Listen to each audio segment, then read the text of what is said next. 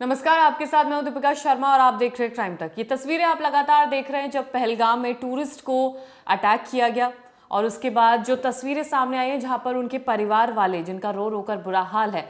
अब इसके बाद से सरकार ने जो बड़ा एक्शन लिया है, जम्मू कश्मीर की पुलिस इन लोगों के घर पर पहुंची। ये आतंकी जो इस हमले में शामिल थे, जिसमें नाम आसिफ का सामने आता है और आदिल का भी नाम सामने आता है, जिनके घरों को ध्वस्त किया गया है, नष्ट किया गया है। ये तस्वीरें हम आपको लगातार क्राइम तक पर दिखा रहे हैं। आसिफ का घर नष्ट कर दिया गया है। पीओके जाकर उसने ट्रेनिंग ली थी, उसके बाद वो वापस आया था और फिर उसने तमाम हमलों में उसके नाम लगातार शामिल हो रहे हैं। ब्लास्ट में उसका घर पूरी तरह से नष्ट हो चुका है।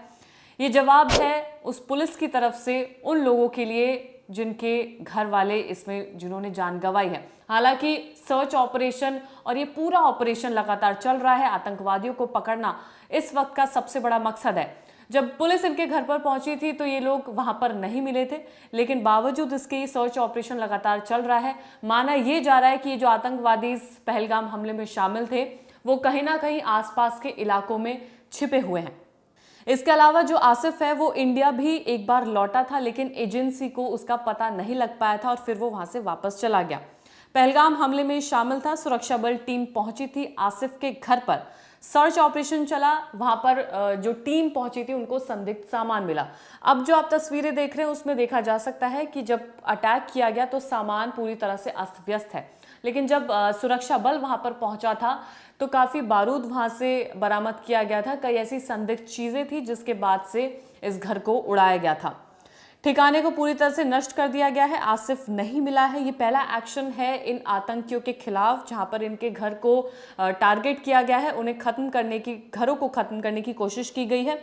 ये जो जगह है कश्मीर का त्राल, जहां पर ये घर मौजूद था, वहीं का बुरहान वानी भी था। तो ये सेम जगह है जहां पर ये पुलिस बल, सुरक्षा बल जो पहुंचा था, जिसके बाद से उन्होंने ये घर को नष्ट किया है। सबसे पहले सुरक्षा बलों की टीम इस घर के अंदर पहुंची और यहां सर्च ऑपरेशन चलाया गया, क्योंकि जो आसिफ शेख है उसने पीओके में जाके आतंकी ट्रेनिंग ली थी। उसके बाद वो इंडिया लौटा भी था और ऐसा बताया जा रहा है कि पहलगाम में जो कायराना निहत्थे सैलानियों पर जो आतंकी हमला हुआ था उस साजिश में आसिफ भी शामिल था। उसके बाद सुरक्षा बलों की टीम यहां पर पहुंची, तलाशी अभियान, सर्च ऑपरेशन चलाया गया। उसके बाद घर को आईडी से उड़ा दिया गया। वो आप देख पा रहे हैं जो घर की दीवारें हैं वो दरक चुकी हैं और इसी तरीके से जो आतंकी संगठन है, जिस तरह से ये दीवारें दरकी हुई हैं, उसी तरीके से जो आतंकी संगठन है उनके ठिकाने भी दरकेंगे। अब बात करें आदिल आतंकी की, तो जो आदिल ठोकर जिसका नाम है, उसका घर भी नष्ट कर दिया गया है। पड़ोसी से लगातार बातचीत की गई थी, जो घर के आसपास घर थे उन लोगों से बातचीत की गई थी, तो उन्होंने बताया था कि ये जो आदिल है उसको उन्होंने आखिरी बार 2018 में देखा था। 2018 में वो स्कूल जाने के लिए बोल रहा था। जो लोग आसपास वहां पर मौजूद थे उनका ये कहना है कि वो ये कहकर गया था कि वो स्कूल जा रहा है, लेकिन 2018 के बाद से वो कभी अपने घर वापस नहीं आया। ये पड़ोसियों का कहना है। उनकी मां से भी बात करने की कोशिश की गई थी, लेकिन मां ने ज्यादा कुछ भी नहीं बताया।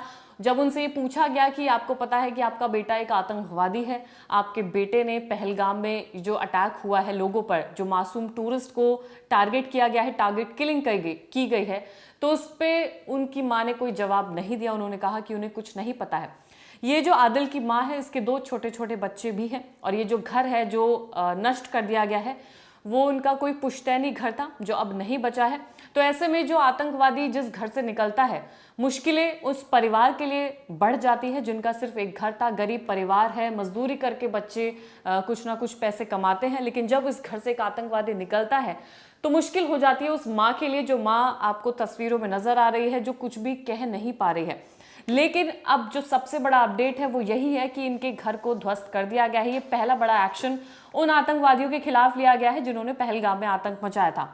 आसिफ शेख जो लश्कर तैयबा का एक आतंकवादी है, आसिफ पर 20 लाख का इनाम है, लेकिन अभी तक वो फरार है। अभी तक पुलिस को वो नहीं मिल पाया है।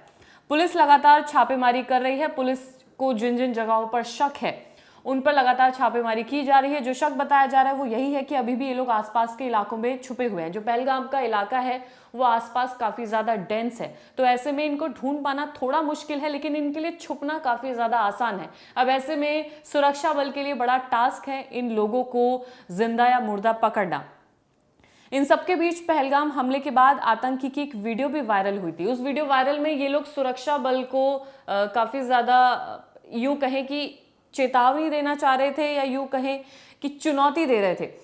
इसके बाद जब ये बड़ा एक्शन लिया गया था, ये उसी वीडियो के बाद है जहां पर ये वीडियो वायरल हो रही थी। ये 3-4 जो आतंकवादी है जिनकी एक तस्वीर वायरल हो रही थी, उन्हीं में से ये शख्स हैं जो इस हमले में शामिल थे।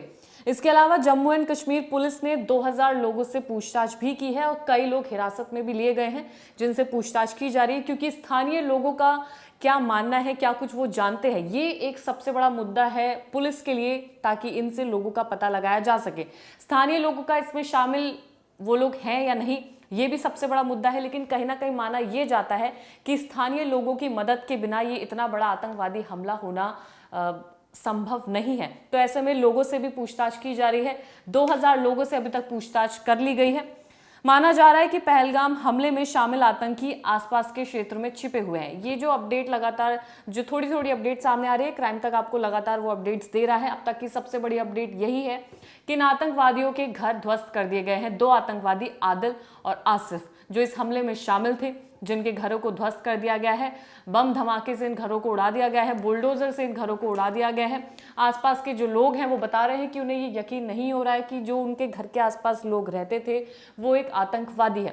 तो क्राइम तक आपको लगातार सारी डिटेल्स देता रहेगा। पहलगाम अटैक से रिलेटेड तमाम खबरें आप तक पहुंचाएंगे। धन्यवाद।